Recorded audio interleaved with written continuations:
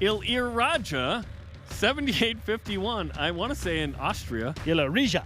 Or Slovenia. I'm not sure. The Cougars are 3-0 in Europe and have scored north of 70 in all three. Cougars in the minors. Colton Shaver had a hit and 2 runs batted in a Buies Creek Astros 8-4 win over the Winston-Salem Dash. Shaver has hit safely in all 5 games since being called up to advanced single-A ball. And Daniel Schneemann went 3 for 5 with 4 runs over the weekend as the Arizona League Indians beat the Arizona League Reds and Brewers.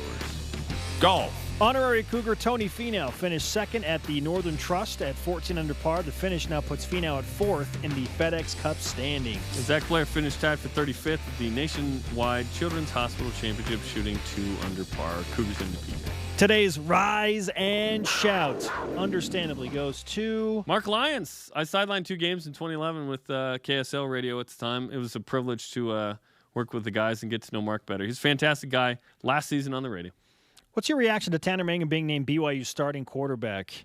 At Chris Wyman on Facebook. I think Tanner will do well. He earned his starting spot. I don't think Jeff Grimes or Sataki would have started him if he didn't.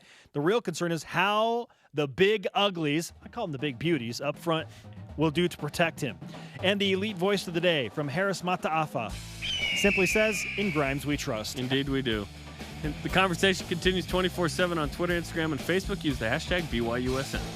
For Jerem, I am Spencer. Keep it right here on BYU TV and BYU Radio as the season debut of Coordinator's Corner hits next. Join Greg Wrubell for that. Go Cougs. Tim Daly Ford in Spanish Fork sells Ford vehicles including the F-150, the pickup designed for work and play.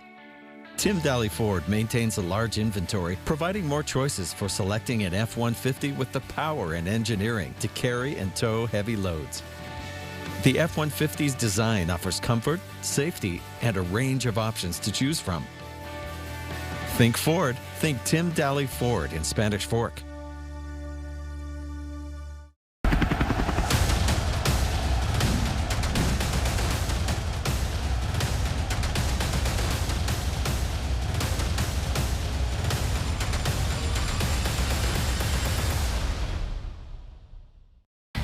It's funny, crazy, but it's like a family. Oh, wait, this is a good one. We were all using emojis pretty heavily. I was, and Dave was the only one that wasn't doing it. And he was like, make it stop, please. How do I get out of this? How do I exit? I don't really have a lot of friends, so those are my friends. Yeah, it's times like that that really stick out.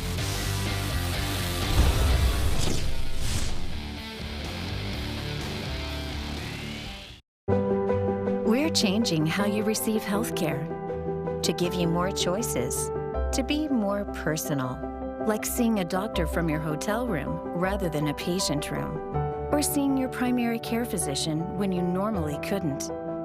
It's putting you first and also putting you more in control. It's care how, where, and when you want it. Intermountain Healthcare. Visit healingforlife.com. You're watching BYU TV on KBYU DT Provo, Salt Lake City.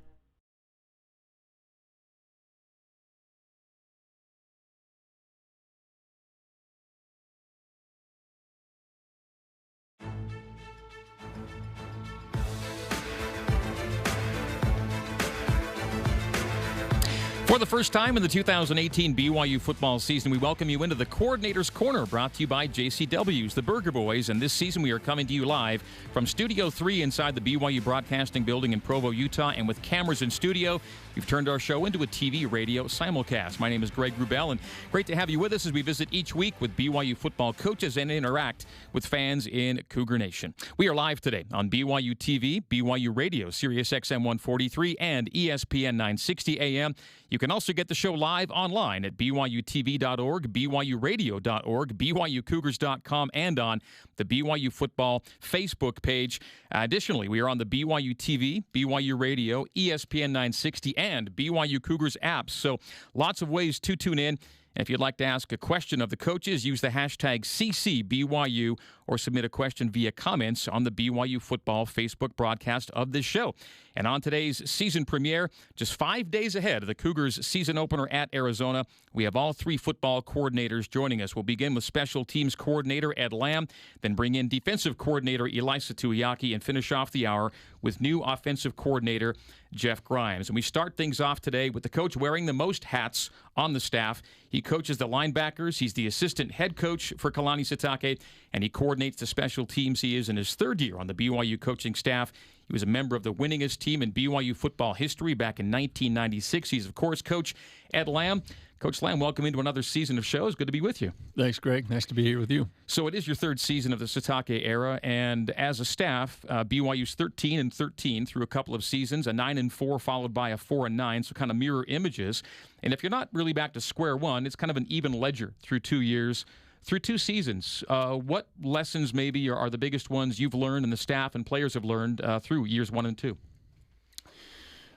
Well, I think I'll put it in my own frame of reference. The thing that I'm most disappointed with as we worked through some difficulties last season was just our sideline demeanor, the belief that we would have overall in our ability to win as the season went along. That waned, and taking each game for what it's worth, every game for a new opportunity to win and prepare.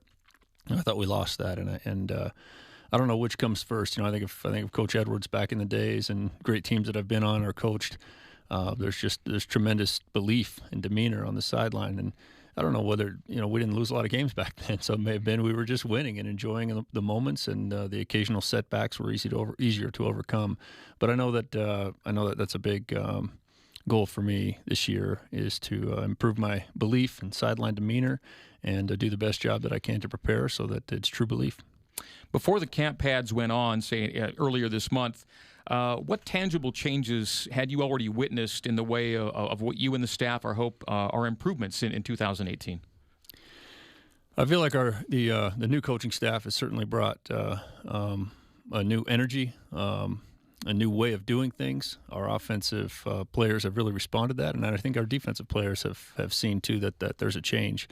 Whether or not it will be the change, the catalyst for a better season or a better offensive performance, that's not that'll be determined on game day. But I think any time that there are difficulties and struggles in a season, then change and newness is something that's welcomed and encouraged.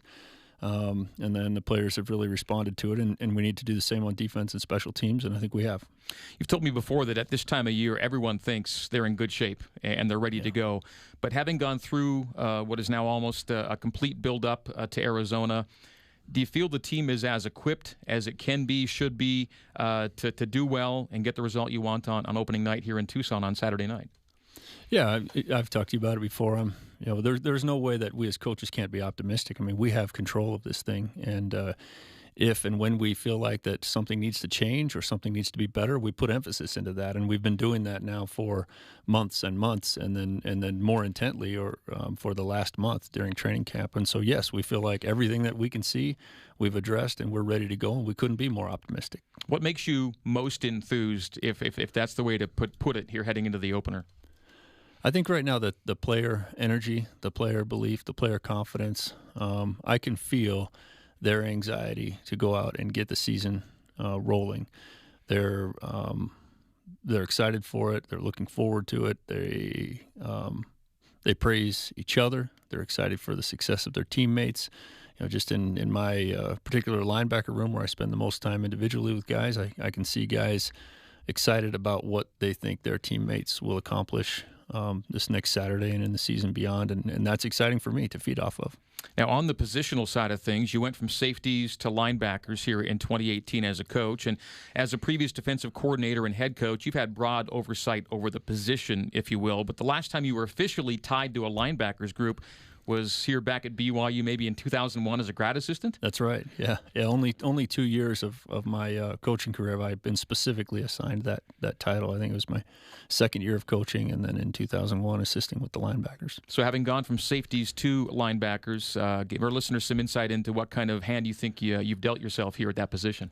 Well, yeah, I stacked the deck in my favor when we moved Zane to linebacker. Somebody you know pretty well. Yeah, I do, and he brings tremendous speed to the position. He has always been a physical player, but it's an opportunity for him to use that more often at the linebacker position.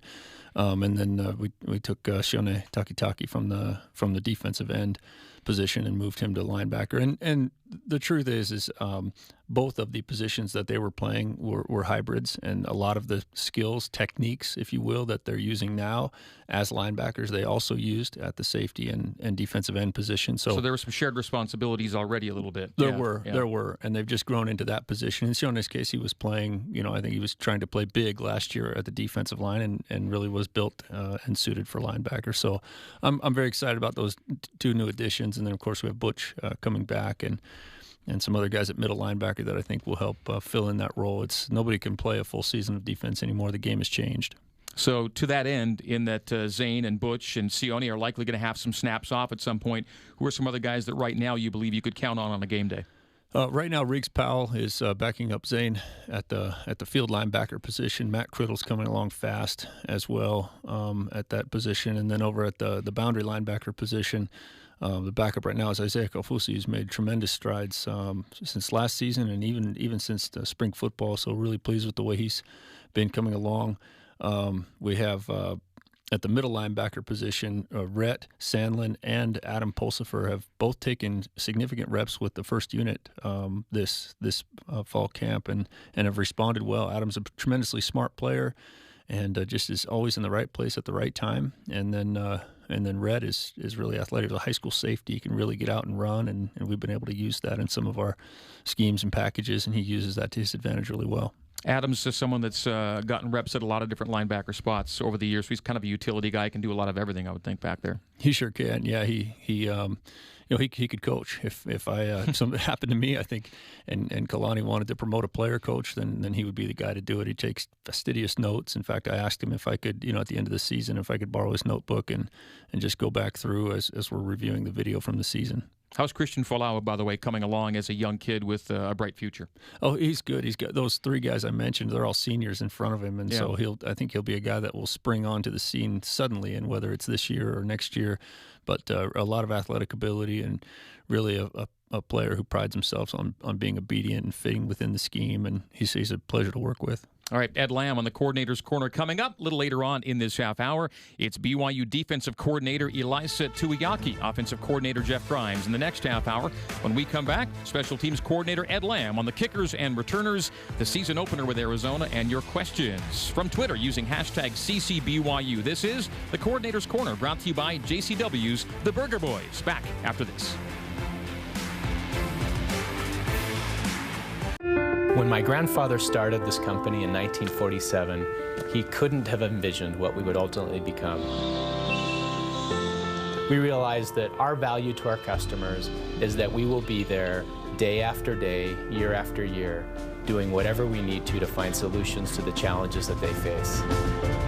We are committed to be honestly better in all that we do, in every opportunity that we have to serve our customers.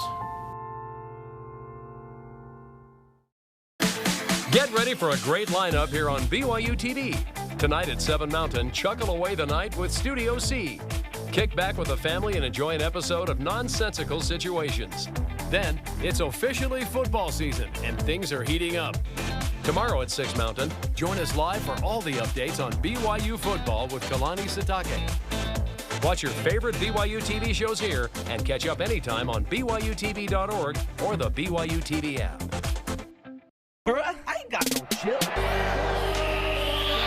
BYU TV Sports Countdown to Kickoff. BYU at Arizona, 9:30 Eastern, 7:30 Mountain, Saturday on BYU TV. Blue runs deep on BYU TV. Don't miss the BYU Stanford women's volleyball game, Friday at 9 Eastern, 7 Mountain. Watch all of your favorite BYU teams on BYU TV, your home for Cougar sports. Some say if you're looking for the soul of America, you'll find it right here in Memphis, Tennessee. But if Memphis is the soul of America, then what's the soul of Memphis? From the banks of the Mississippi to the neon lights of Beale Street, That soul's hiding somewhere, and I've got to put it all in one painting. Join me as we paint the town of Memphis, Tennessee. Don't miss Painting the Town tomorrow at 8:30 Mountain on BYU TV.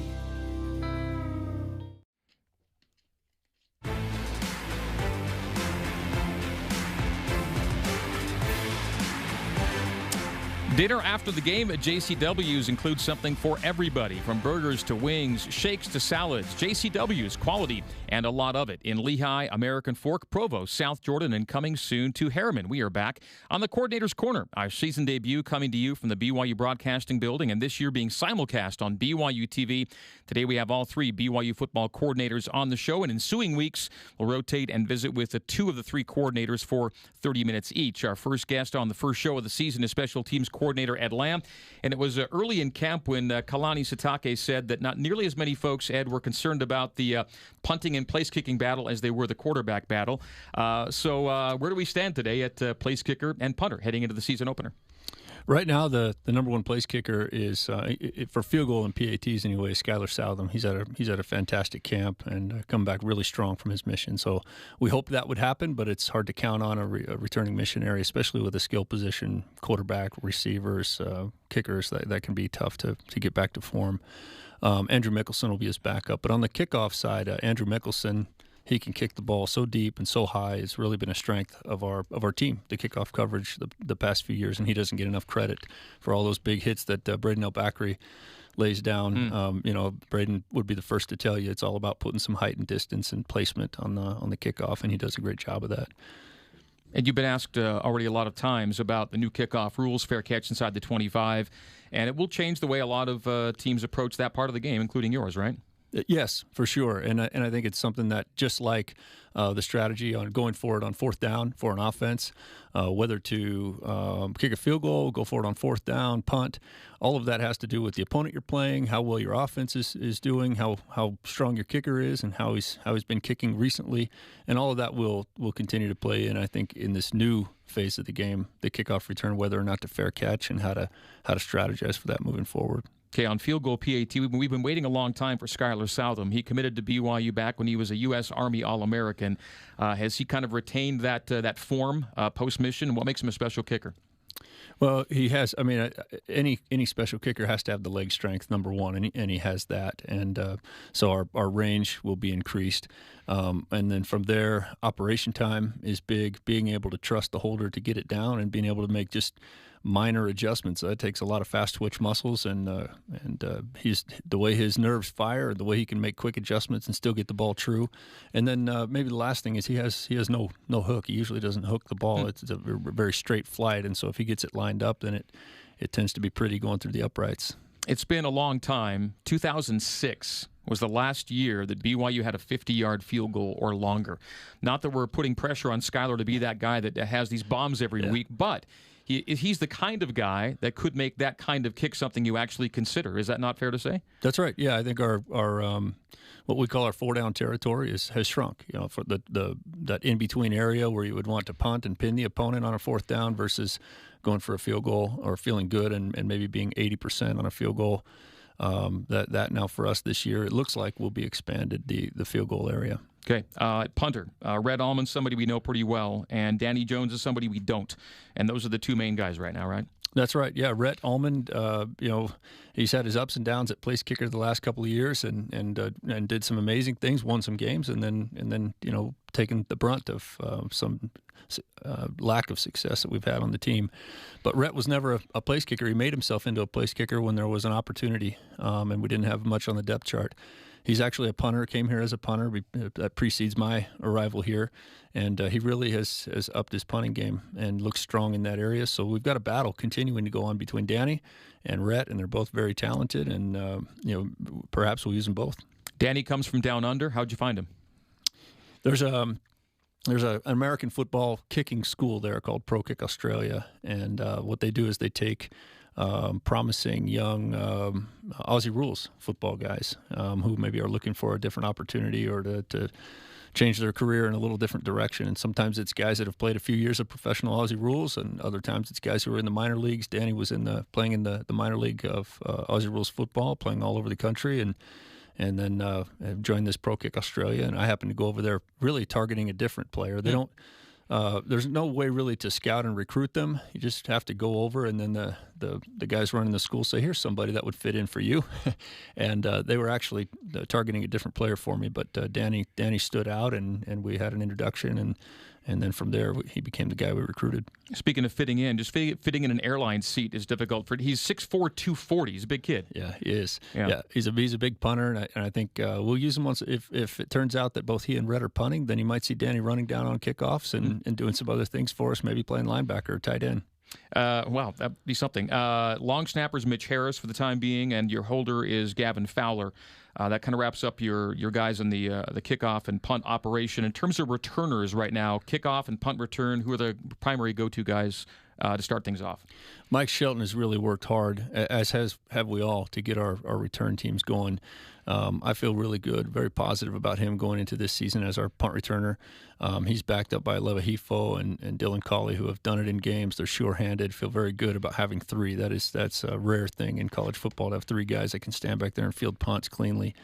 And then in the kickoff return game, Leva Hifo was back. We missed him last year. He was really more dynamic a couple of years ago and brought something to that kickoff return game. And then Matt Hadley, maybe the off returner. I'm not sure if that's fair to say. A couple of years ago when he was playing, he was averaging 28 yards a kickoff return when he got his hand on the ball. That's right, and he will be that other starter, and he does a great job of setting it all up, blocking. That what we call our off returner is really one of the more critical guys on that whole kickoff return team. I'm so glad to have him back. Okay, from Twitter, #CCBYU, Tyler Weeks asks Coach Lamb, having lost a leader and playmaker at the linebacker position in Fred Warner, has there been someone this camp that has really stood out in a way that Fred did, or will it be more of a committee in terms of finding a replacement for now an NFL draft pick in Fred Warner and a starter with the 49ers, it looks like? Sure, yeah. Well, I'll have to just start with his position, Zane Anderson, and in coaching, it's every year that cycle of losing great players and then having tremendous worry about who's going to step up and fill that void. And what I've learned over the years is there is no new Fred Warner. There's just a different guy with different strengths and different weaknesses.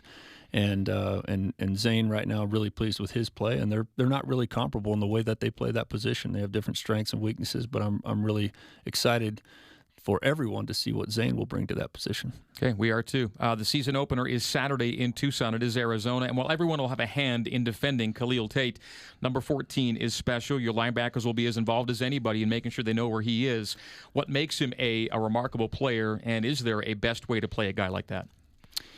What makes him a remarkable player is that he can extend any play, and they have the offense to do it. So it's what they run is the triple option, and not the triple option like Navy or Army, not that style of triple option, but really most of their plays, 8 out of 10 plays, have a run option, and then the option for him to pull the ball out of the running back's hands and keep it, and then and even to throw it late off of that. So he has just so much opportunity to use his legs. He'll be the best way to play a guy like that is to make sure that we've got 11 pairs of eyes on him. And so, what makes it hard against teams like that, it limits the amount of man-to-man coverage and blitzes that we can do. And so we have to be choosy about when we use that, and we have to put them in some situations where we can get after them a little more with more aggression.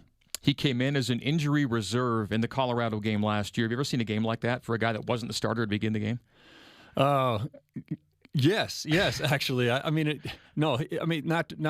Not to demean the job that he did. It was amazing what he came in and did just week after week after week against very strong defenses all throughout the Pac-12. But it's really incredible the way that guys in college football rise to the occasion when the guy in front of them goes down or is unavailable. And it's sometimes a real eye-opener to us as coaches how much ability and talent is sometimes sitting right there on the bench behind the guy that's playing. Taysom Hill had games like that when he was coming in as a reserve early in his career. All right, our thanks to special teams coordinator, linebackers coach, and assistant head coach, Ed Lamb. Ed, we'll see you soon.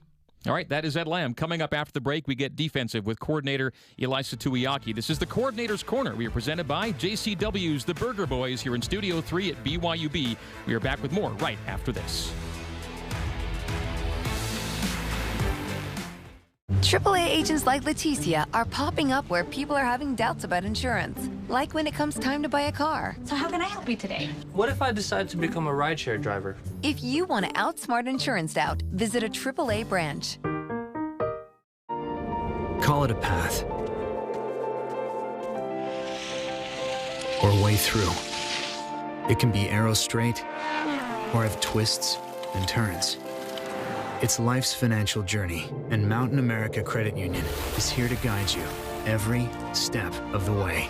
With timely advice and affordable products, this is your journey. Let's begin together. We're Mountain America, guiding you forward. A foundling hospital. A vow of friendship. A ruthless matron. Do as we say! And a self-willed girl with plans of her own. Don't miss the next episode of Heady Feather, Sunday at 6 Mountain on BYU TV. This August, see the good in the world with exciting shows on BYU TV. Get ready to laugh because Studio C is on every Monday at 7 Mountain with all your favorite characters and hilarious antics. Get the inside scoop on BYU football with Dave McCann and a team of experts on After Further Review, Tuesdays at 5 Mountain. And experience the suspense as residents of Granite Flats unravel the mysteries within, Sundays at 5 Mountain. There's something for everyone here on BYU TV. I ain't got no chill. The BYU TV Sports Postgame. BYU at Arizona. Saturday after the game on BYU TV. Collision repair.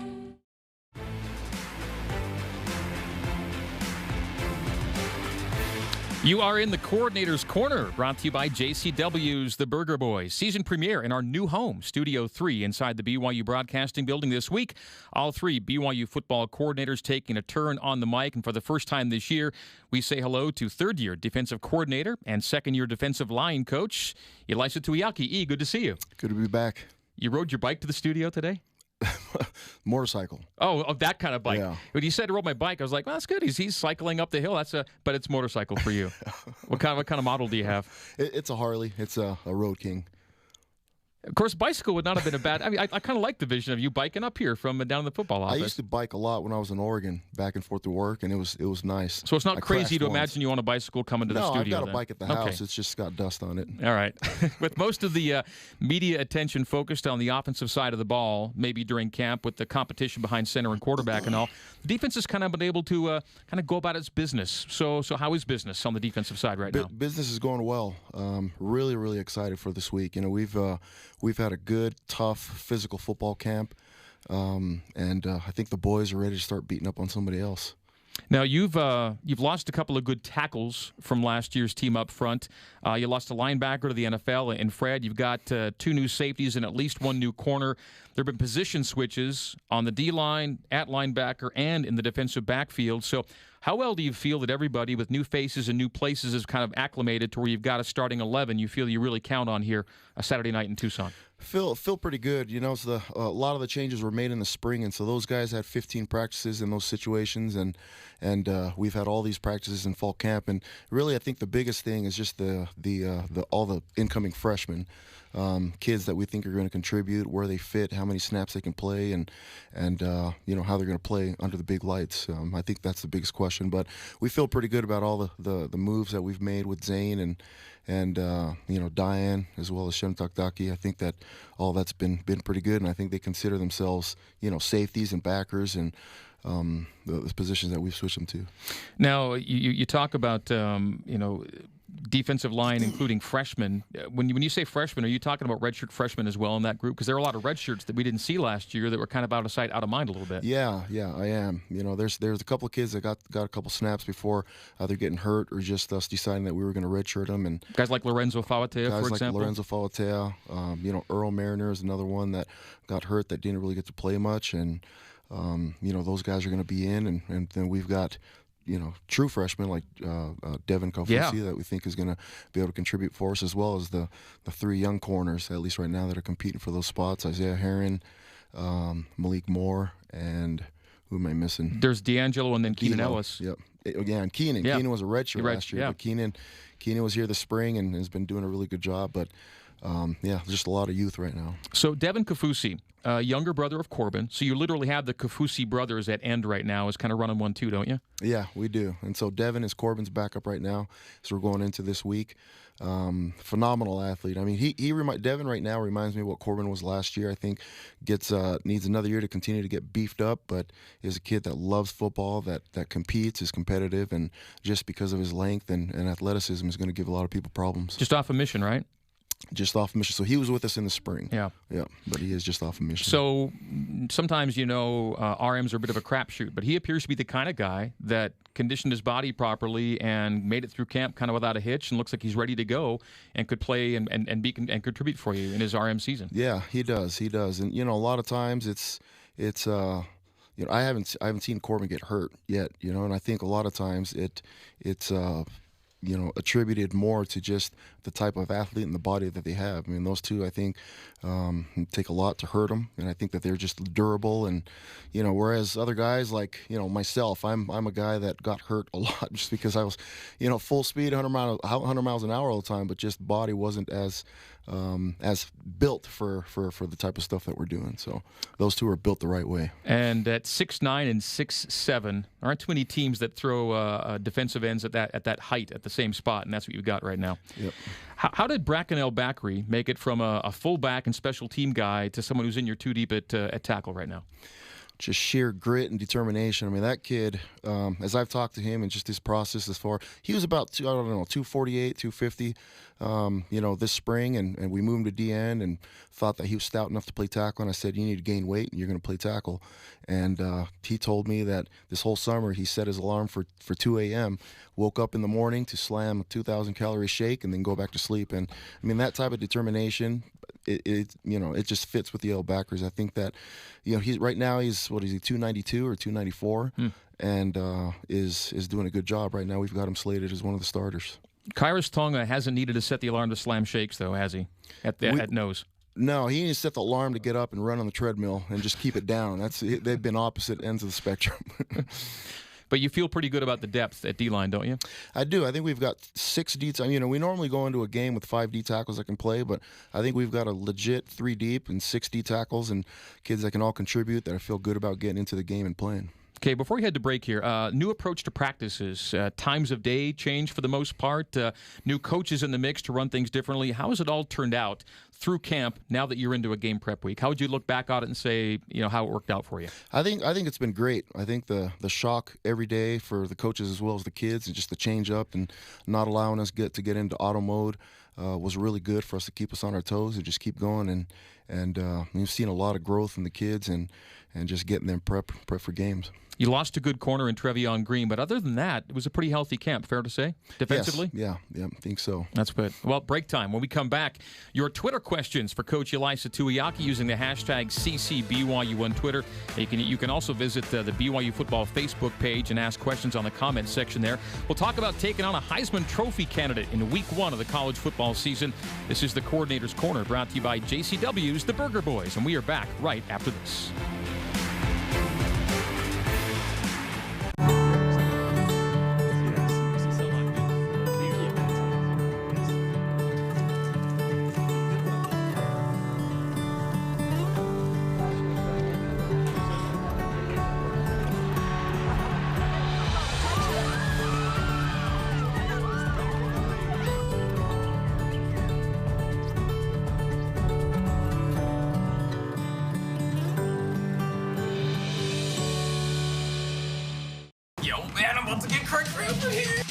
You said it was like a masterpiece. The scorpion stung me. It's like a masterpiece in the sense that it's not one. The poison. You're already dying. Oh, yeah. 2 for 1 salad bar, baby. Woo! Sir, I don't think this is going to work. Writers have to have a thick skin. Yes, I see you wrote that on page 20. Maybe try less bad cop, more good cop. Don't miss Studio C tonight at 7 Mountain on BYU TV. Blue runs deep on BYU TV. Don't miss the BYU Stanford women's soccer game. Thursday at 9 Eastern, 7 Mountain. Watch all of your favorite BYU teams on BYU TV, your home for Cougar sports. I'm Dave McCann. Tomorrow on AFR, we preview the season opener at Arizona, plus 4 more fantastic finishes. Blaine Fowler, David Nixon, and Brian Logan explain the game tomorrow night, 7 Eastern, 5 Mountain on BYU TV. Hi there, how are you? My name's Todd. Nice to meet you. Can we put you on our TV show for a second? If any lesson can be learned from the story track, I felt misunderstood. I felt like there was no one in the world who was going through that thing. I hope people will understand that they're special. I'm a believer. They're important. I'm a believer. That guy right there saved my life. They have a compelling story. They are worth getting to know. Watch the story track tomorrow at 8 Mountain on BYU TV.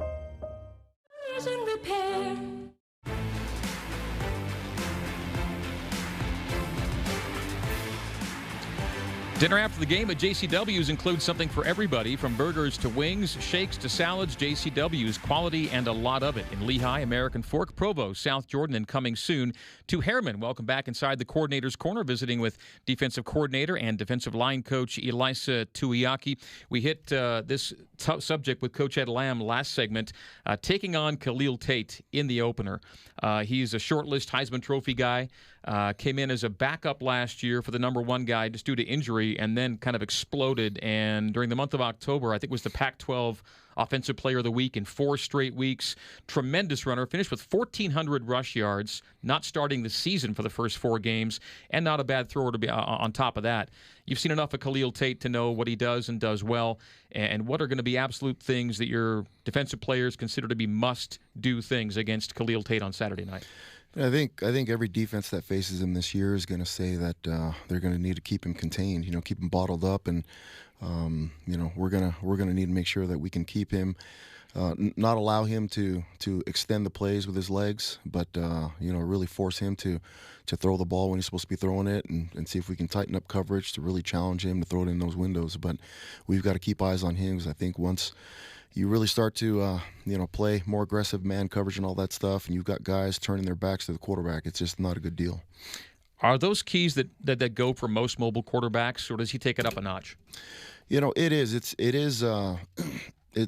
a general rule when you're playing somebody that's a dual threat, but his running ability is phenomenal, and he's in the likes of the quarterback that was at Louisville. I think that those type of athletes are guys that can get a first down in a blink of an eye, and next thing you know, you're in the red zone. And so we just got to make sure that we're keeping him bottled up and keeping him in front of us, so that he's not ripping off 70, 80, 90-yard runs. Of course, your first year here at BYU, BYU's quarterback was Taysom Hill, and a lot of the things you talk about are things that other teams had to worry about with Taysom back there. Yep, absolutely. And guys that can throw and run, I mean, they're dangerous, definitely. We got to change the way that we play our defense. By the way, are you keeping tabs at all on what Taysom's doing right now with the Saints in preseason? I don't follow too much of the NFL right now, and I need to, but I don't know what anybody's doing. Well, spoiler alert, he's I think maybe close to locking down a backup spot there to Drew Brees. Oh, sweet. That doesn't surprise me. I mean, Drew loves him. Sean Payton loves him. Yeah. And he had a rough preseason game a couple of weeks ago, bounced back with just an amazing game this past week. He ran for a touchdown, threw for a touchdown, converted a first down on a fake punt, and had a special teams tackle. Yeah, that so sounds if you about can right. do all 4 of those things, you might find a way to make the roster. Yeah. We talked last year on this program, a lot about the phrase defensive havoc, and different coaches have different words for it, but disruption. And your first year as D coordinator, very disruptive. Last year, less disruptive. What will be keys to being, again, maybe the kind of disruptive defense you want to be in 2018, making more plays on the defensive side? As we look at it, it's always easier to predict an offense if you can get them in longer situations, obviously. And first down's huge for us. We've got to keep the offense to 3 or fewer yards. If we feel like if we can get them in 2nd and 7 or longer, makes it a little bit more predictable and makes it harder for them to call plays and easier for us to kind of dial things up a little bit. And so we've got to play good run-stop defense, and we've always kind of talked about that through the years. We've got to stop the run, but we've got to play good run-stop defense, including the quarterback run on first down. I think that's huge for us. You've just spent the better part of a month defending BYU's new-look offense with Coach Grimes and new coaches in place. You're more focused on how your guys have performed, but you've seen the new BYU offense. Now that you've seen it for 3 weeks to a month, how do you feel about improvements on that side of the ball, because you've seen it up close? You know, I think that they've done a phenomenal job. I think that those coaches are great. The tempo, the passion, the energy that they bring, as well as just the schematical problems that they bring on the offensive side of the ball, I think is really fun. And I was talking with a couple of players while we were eating lunch. We were talking about Thor Ragnarok. You seen that movie? No. Thor Ragnarok. Aware of it, not seen it. Okay, well, there's a scene where Thor and the Hulk are battling inside of an arena. And Thor or the Hulk grabs Thor and starts slamming him side to side, which happened to Loki in the first one, right? Right, yeah. And so then Loki jumps up and is like, "Ha! That's how it feels." I feel that way about our offense. I can't wait to be on the sideline and just see what they do to people and just physically, take it to people, as well as just all the different things that they do with the scheme problems, and just sit there and say, that's how it feels. I know exactly what you're going through. If there's one guy on the defense who's your Thor or your Hulk, who's that guy right now? Stjone Taktaki. He is a phenomenal athlete, and he is just so physical and explosive. I think that he's gonna do a lot of good for us this year. Tyler Weeks back with us on Twitter using hashtag #CCBYU.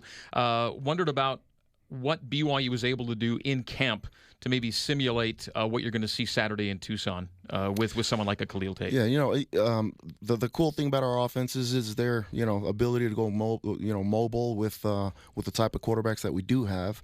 They're all really smart coaches and know when they can put certain quarterbacks in. So then we've faced Jaron Hall, and we've used who, by the way, has looked pretty good for being just off a mission, right? In terms of what you've asked him to do, right? He does. He looks phenomenal. Stacey Connor is another guy that we've thrown in there, as well as Baylor Romney, that have been playing the scout team quarterback for us and have given us a good look. And it's been good for us just to kind of get a change up. Who on your defensive staff is going to be up in the booth on the weekend in this season? We'll have Spencer Hadley up in the booth, and so he was in the booth when he was at Weber. Preston Hadley. What did I say? Spencer? Who's Spencer? Spencer is Matt Hadley's older brother, former linebacker here. He might be in the box too. But you will have Preston up there for sure, right? Preston will be up there. You don't expect to have Spencer up there. If he shows up, he'll make a cameo. Yeah. I apologize for that. Yeah, so Preston will be up in the box, and we'll have a couple of our GAs up there as well. All right, you'll be down on the field. I'll be on the field. Helping to keep things in order. All right. Our thanks to defensive coordinator and defensive line coach Elisa Tuiaki. We'll see you soon. He'll get back on the motorcycle, not bicycle, in a few moments. After the break, former BYU offensive line coach Jeff Grimes, now BYU's offensive coordinator, and he is with us next. This is the Coordinator's Corner, presented by JCW's The Burger Boys. Stay with us. AAA agents like Rich are popping up where people are having doubts about insurance, like at an open house. So what questions do you have for me? Do we have to have insurance before we even buy the house? If you want to outsmart insurance doubt, visit a AAA branch.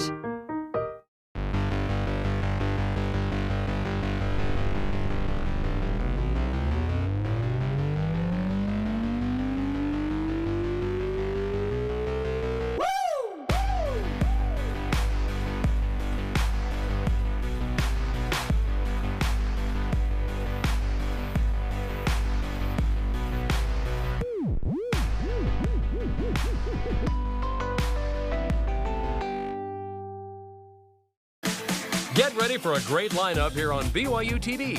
Tonight at 7 Mountain, chuckle away the night with Studio C.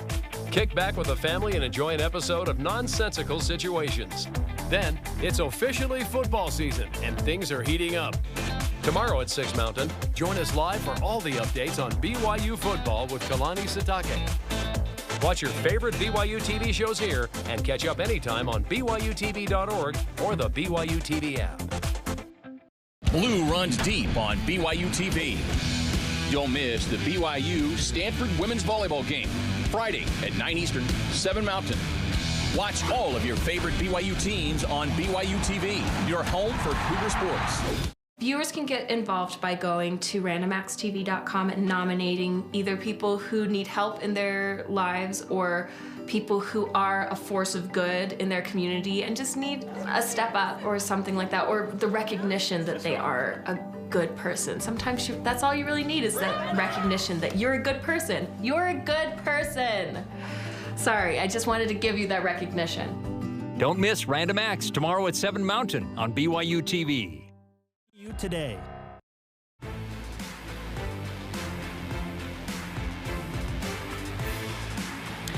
The Coordinator's Corner brought to you by JCW's The Burger Boys. Well, 12 years after leaving Provo and since having traversed much of this country at coaching jobs for some of the biggest programs in the game, Jeff Grimes is back at BYU, serving as an offensive coordinator for the first time in the third season now of the Kalani Sitake era. And Coach Grimes, welcome into the Coordinator's Corner here in Studio 3. Thanks, Craig. It's glad to be back. Has it been that long? It has been a while. Okay. Yeah, and a lot of schools since. And you've been a run game, what they call a run game coordinator, for 4 different P5 schools since you left here: Arizona State, Colorado, Virginia Tech, LSU. For schools that divide the responsibilities up between run game and pass game coordinator, maybe fill us in on how that exactly works in terms of division of labor, and maybe how run game coordinator preps somebody to be OC. Well, in most cases, if you're the offensive line coach working for a guy who divides ownership in terms of the play calling in general, you're going to be the run game coordinator. And so at times I've had that title, at times I haven't. But in most cases, that's how you serve, functionally speaking, as the offensive line coach regardless. And in some places I've had more responsibility than others, but certainly everybody that I've worked with, even when I didn't hold that title, those guys have been great and given me a lot of input in the game plan, as well as the opportunity to call some plays on game day. Hey, it's 3rd and 1 here, Grimey. What do you want? And I think those moments, if you can call a play in that moment when it's 4th and inches with the game on the line, then you're probably able to call a play at any time. But the staffs that I've been on that have functioned most effectively are ones that did what you talked about. They divided the leadership and divided up the responsibilities, and I couldn't feel any better than I do right now about the staff that we have and the capacity for a number of guys to have ownership and have a great deal of not only input but incentive to succeed here. You now have a passing game coordinator in Aaron Roderick. No run game coordinator per se, but you and Coach Pugh kind of have that on lockdown right now. How is the offense maybe being run now here at BYU that perhaps differs from where you have been coaching before? Well, some places I've been, there's a coordinator who has his system, and he might come in and say, here's the system, learn my system, and then once you feel good about that, then I'll take your input and suggestions. I've done just the opposite, and I've said that this is going to be our system, and there's a lot of knowledge in the room, and I certainly had a fairly good idea of what I thought it would look like in the end. But one thing I've learned over 25 years of coaching is that I don't have all the answers, and the guys that think they do, pride comes before a downfall. And so I guess one of the things that I've tried to do is really divide the ownership of what we're doing. And so because of that, honestly, everyone in our room has a voice, and I'm looking for everyone's input. And then at the end of discussion, I'll put my stamp on it and say, this is what we're going to do. And honestly, that's been a lot of fun because we really don't have egos. And as has been said, I think Harry Truman said it, there's a lot that anything can be accomplished as long as no one minds who gets the credit, right? Relative to what A-Rod is being asked to do, in terms of the call sheet, is the call sheet always going to be your final stamp, call by call, or because he is the pass game coordinator, is there a little bit of what are you thinking on this particular down? The call sheet will be something that we'll all work through together, and ultimately, just like no personnel move would take place on the team without Kalani's ultimate approval. No call goes on the call sheet without my approval. However, I'm certainly leaning on him and Fessy a lot in the passing game, and Steve Clark as well, especially with the number of tight ends who are talented pass catchers. And so I'm leaning on those guys a lot. And in the game, as we've called scrimmages and spring game and that sort of thing, and I'm sure will happen moving forward, I'll be in position where, hey, we're going to be in the red zone here in another play. Fessy, think about a shot here that'll get us in the end zone. Or maybe it's 2nd and 9, and I might say, hey, A-Rod, if we don't make much here, have a 3rd and medium call or 3rd and long call ready for me. And I think that's the way a good staff should function. Okay, you're into Arizona game prep now by a few days, but when you look back at camp and the way it was run and formulating your 2 deep or your depth chart, how do you look back now that you're through it, your first quarterback decision between what turns out to be the senior and the freshman who are now 1-2 on your list? I honestly thought it could go either way for quite a while, and honestly didn't really care which way that it went. I was pulling for Tanner because I believe in the story, but I also believe in the story of being willing to give the job to a young upstart if he's the best guy for the job at that time. And both of them did a great job. We didn't know fully what to expect from Tanner because we didn't get as large a sample size from him in the spring as we did from Zach and just due to Joe. Tanner's rehab. But yeah, right, wasn't able to do nearly as much. But I was impressed with the way that he prepared and how diligent he was. And so I really thought it could go either way. And A-Rod and I had several conversations about it throughout the summer and throughout fall camp. And honestly, for the first couple of weeks, it was neck and neck, and it was a really close decision. But the longer camp went on, the more Tanner separated himself. It wasn't anything that Zach did poorly. It was just Tanner rising above and being really efficient in a number of things. His completion percentage, his ability to handle a variety of situations, 2-minute drills, checking plays, how to handle a situation when the clock is running low and get the ball snapped before we have a delay of game, and a number of different things that he just handled really well. And he should handle those better, quite honestly. He's got more experience and more on-the-job training. So instead of it being maybe a simple tiebreaker situation where the more experienced guy gets it, it was a matter, if I interpret you correctly, of Tanner going out and as things wore along, just making it sure that he went ahead and won the job. So there wasn't really a tiebreaker scenario. Correct. Tanner won the job. Okay. Competitive advantages against Arizona for you right now would include the unknown. They don't have Jeff Grimes' film necessarily to go on. They might know how Tanner Mangum looks, but they don't know how he runs your stuff. How much can novelty be used right now as a competitive advantage, if not a weapon, against someone who doesn't have a lot to go on? I think that certainly factors into some of our decisions regarding game plan. As a matter of fact, just before I came over here, Coach Bew and I were just talking about that, making some decisions and what we want to do in the run game, and you base some of it on guesswork, what they'll be thinking, what they'll be studying. Certainly they'll study LSU film. Would they go back and look at other places I've been prior to that? Would they look at what other people have done that are working with me now? How much will they look at the spring game, knowing that typically you get a watered-down version of your offense in the spring game? And as we were talking through all that, I think it certainly has some weight, but ultimately it comes down to what we do best and what our players can execute the best. And so I think that's a factor in the decision, but it's a secondary one. Okay, OC Jeff Grimes with us in our closing segment of this season's debut show. Straight ahead, we've got a look ahead to the weekend in Tucson and your Twitter questions for offensive coordinator Jeff Grimes using the hashtag #CCBYU. You can also ask questions on BYU Football's Facebook page at Facebook Live in the comments section there. This is the Coordinator's Corner, brought to you by JCW's The Burger Boys. We're back after this.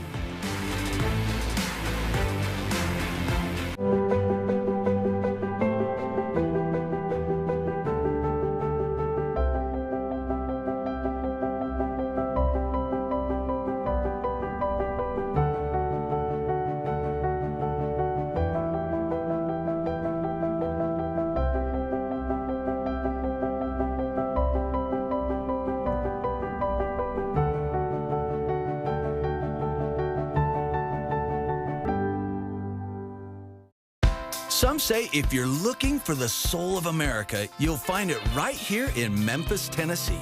But if Memphis is the soul of America, then what's the soul of Memphis? From the banks of the Mississippi to the neon lights of Beale Street, that soul's hiding somewhere, and I've got to put it all in one painting. Join me as we paint the town of Memphis, Tennessee. Don't miss Painting the Town tomorrow at 8:30 Mountain on BYU TV. I ain't got no chip. BYU TV Sports Countdown to Kickoff. BYU at Arizona, 9:30 Eastern, 7:30 Mountain, Saturday on BYU TV. Blue runs deep on BYU TV. Don't miss the BYU Stanford women's soccer game. Thursday at 9 Eastern, 7 Mountain. Watch all of your favorite BYU teams on BYU TV, your home for Cougar sports. Yo, man, I'm about to get cracked over here. I thought you said it was like a masterpiece. The scorpion stung me. It's like a masterpiece in the sense that it's not one. The poison. You're already dying. Oh, yeah. 2 for 1 salad bar, baby. Woo! Sir, I don't think this is gonna work. Writers have to have a thick skin. Yes, I see you wrote that on page 20. Maybe try less bad cop, more good cop. Don't miss Studio C tonight at 7 Mountain on BYU TV.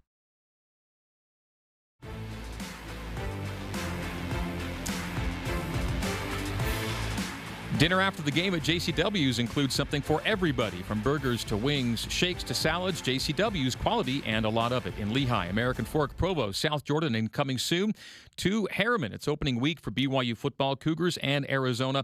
It'll be a 6:45 Mountain Time pregame right here on the network, and 8:45 for our kick. BYU offensive coordinator Jeff Grimes with me in studio here in this week one. And Coach, offensive line play is obviously in your wheelhouse. You and Coach Ryan Pugh inherited a group with 57 career starts, but you and the other coaches said coming into 2018, everybody was starting fresh. What happened before didn't really matter a whole lot. So now that you're kind of with a new group to you, even though they have some starts, how do you like maybe the starting 5 to start with, and how many are you counting on heading into Tucson on Saturday night?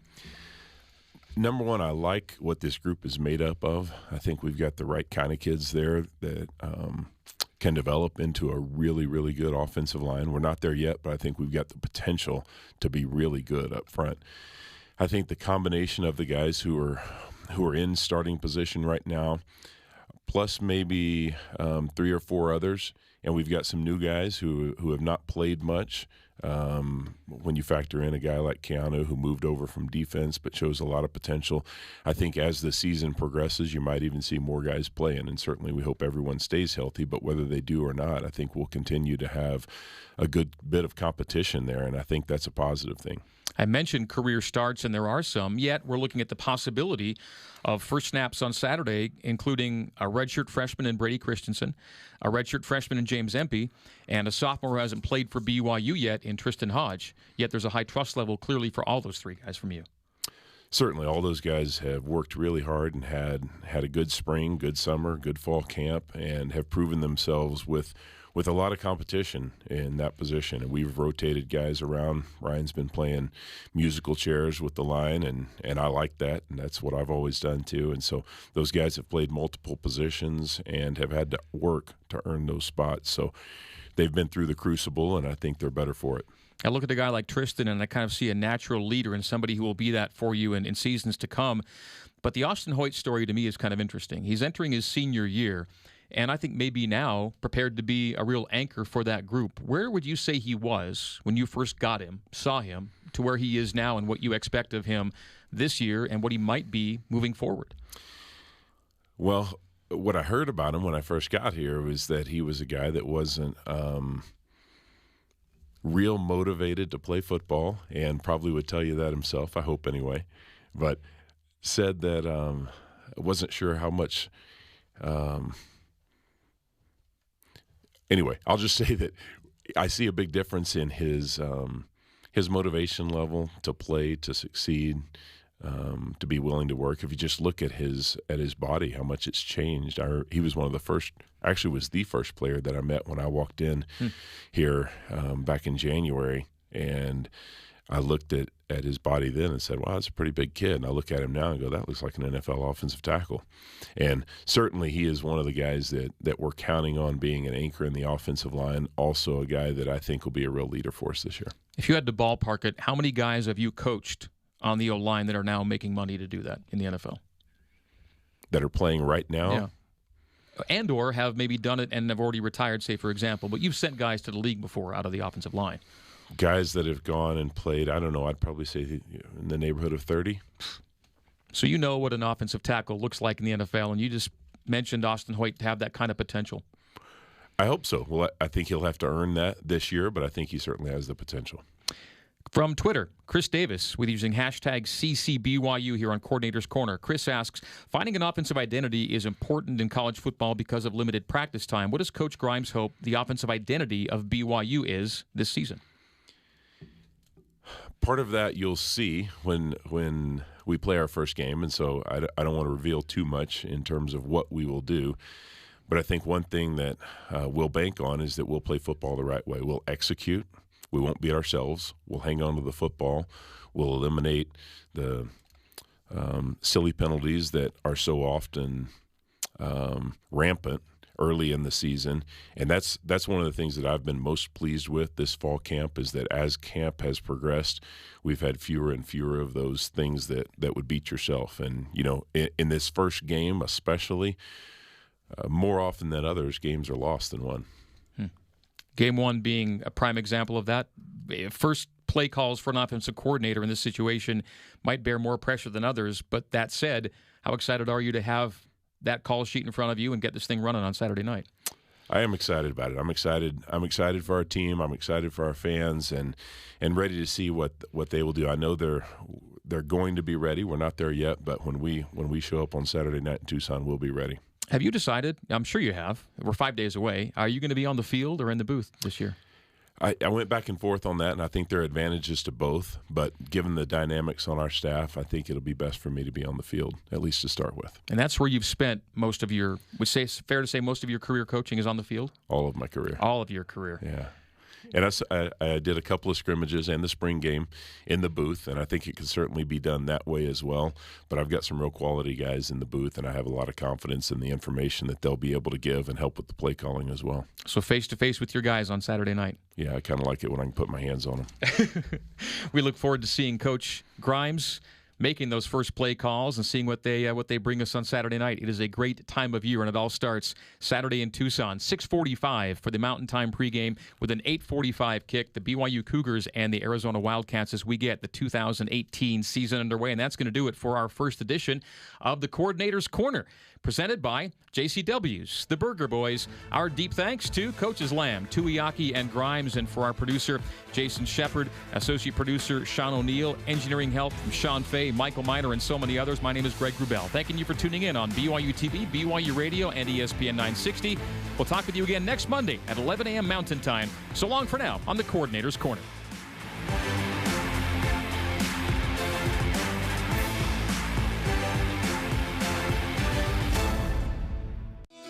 What happens when you combine Grammy Award-winning multi-platinum singer-songwriter Colby Calais with international singing sensation David Archuleta and BYU's top performing groups? BYU Spectacular 2018. Known for hits like Bubbly and Fallen for You, Colby Calais will be joined by David Archuleta as well as BYU's Vocal Point, Cougarettes, Young Ambassadors, and more. BYU Spectacular with Colby Calais and David Archuleta. Tickets on sale today at BYUtickets.com.